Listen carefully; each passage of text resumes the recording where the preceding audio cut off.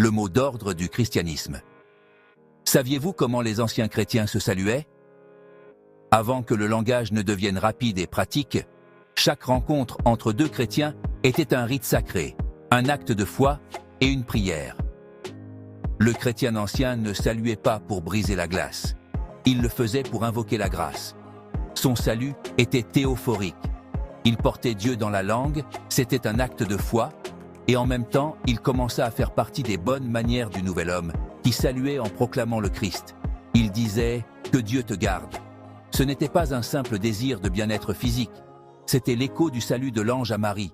En disant « Que Dieu te garde », tu rappelais à l'autre que son destin est l'éternité. De plus, ce fut la formule utilisée par Dieu lui-même pour saluer Marie. Avec le temps, ce salut, cet esprit de révérence, se transforma en pure louange. Dans les villages, dans les champs et dans les maisons, l'air se remplit d'une musique constante. Loué soit Jésus-Christ. Ce n'était pas une phrase moderne, c'était un mot d'ordre de foi.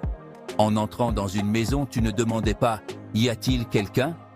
Tu reconnaissais d'abord la souveraineté du roi des rois et du cœur de la maison.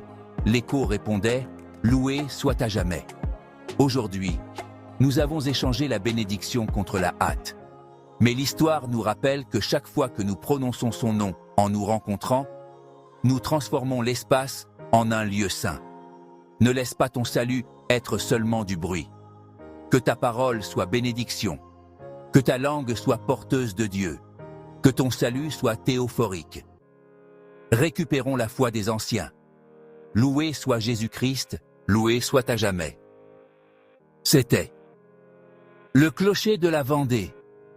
Au revoir, chers guerriers du Seigneur, et que Dieu vous bénisse.